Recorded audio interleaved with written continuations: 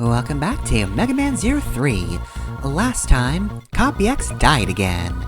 Not from us stabbing him this time, though. That was Dr. Vile making him explode. He is now the ruler over Neo Arcadia, so we're going to investigate him to try and figure out what his deal is. That is the theme of these next 4 stages, and I've decided to start with the Snowy Plains. So yeah, remember that big ship shaped like a sword that we saw at the start of the game? So as it turns out, it dropped a bunch of things, and that seems like a good place to start with this guy. You know, the ship he was on.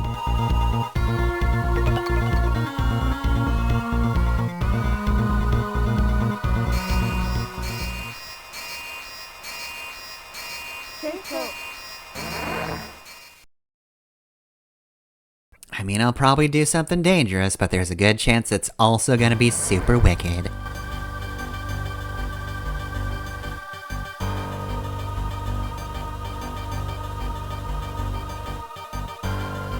Yeah, we know our deal by now. We're not killing these guys. You handle it. Alright, well, we're going to be snowboarding our way through most of the stage. So I figured, now that we're halfway through the game, this is a really good time to bring up the other name of the bosses in this game that I've mentioned before. So that starts with one of the audio dramas. That's right, we're back to those again.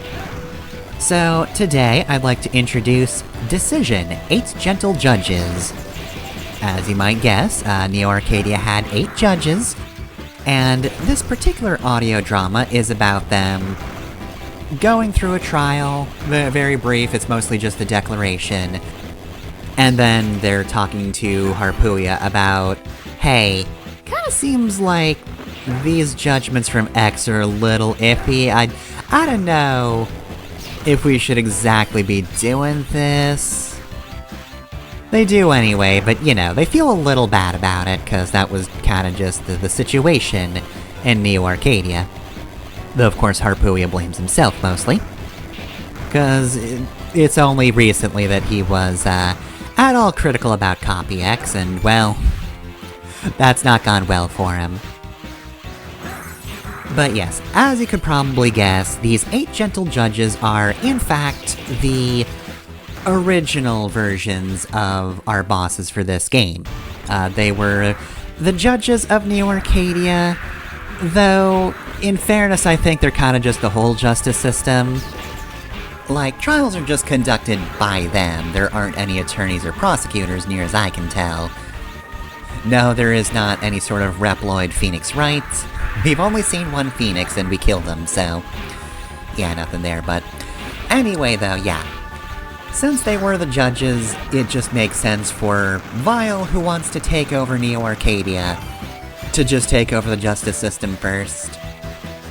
Plus, we can also assume that it's just kind of a point of petty spite. We don't know why he was sentenced to space, we just know that, you know, he crash-landed back here recently.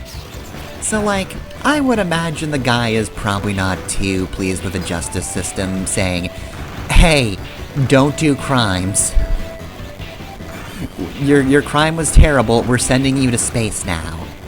But Vile's just evil, so he doesn't like anybody that rules that he is evil.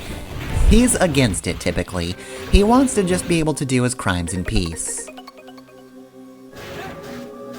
Though that being said, if there's one boss in this game who kinda keeps to the whole law enforcement gimmick that they have, it's this guy.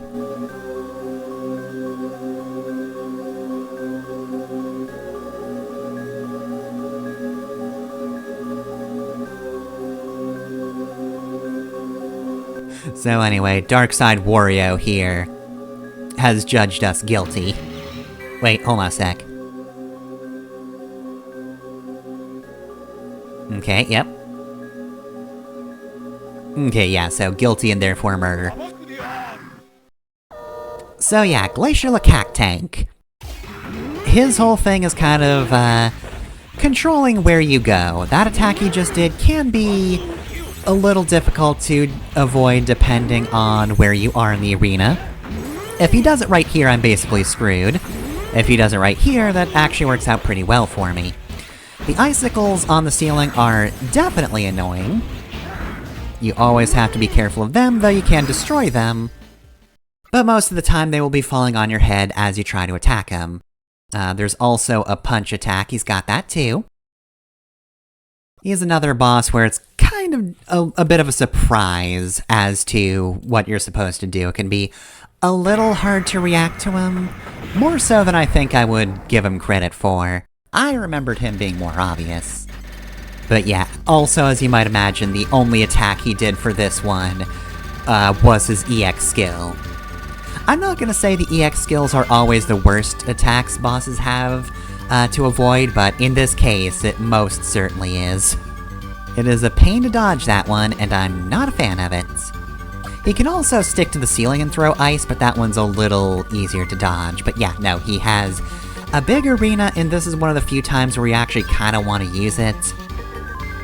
Though as always, you might get hit for not seeing what he's doing, but you might also avoid getting hit because his attacks go wide, and there are constantly icicles on the ceiling.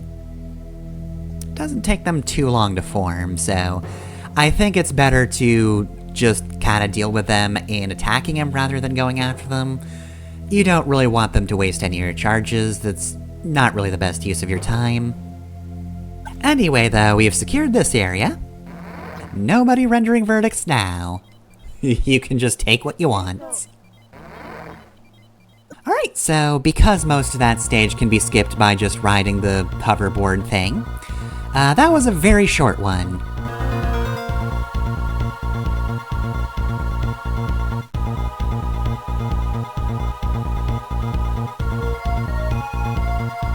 Okay, so they'll be analyzing that data, but we probably need further data. We have a chip that ignores slippery terrain. That would have been useful for the stage, but it's fine. I think there's other slip-sliding areas. Either way though, right, so next time we will go look for more information. For now though, we're just gonna do the usual closer and go get our discs analyzed. No, that's not a euphemism, near as I can tell.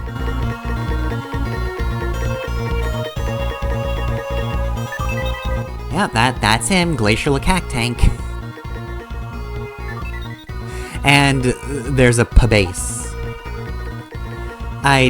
Look, I see that name, I see Pantheon base shortened like that, and I can only think of Homestar Runner talking about pepperoni. Just shortening pepperoni to P-roni. That's just gonna be in my head forever. Anyway though, yeah, that'll be it. Again, very short stage. It can take longer if you don't take the boards, but like, they offer them to you, you just kill an enemy and you get them, so like, I fail to see why I wouldn't use them. I'd be a fool not to snowboard, really. I gotta show them that the old man still got it.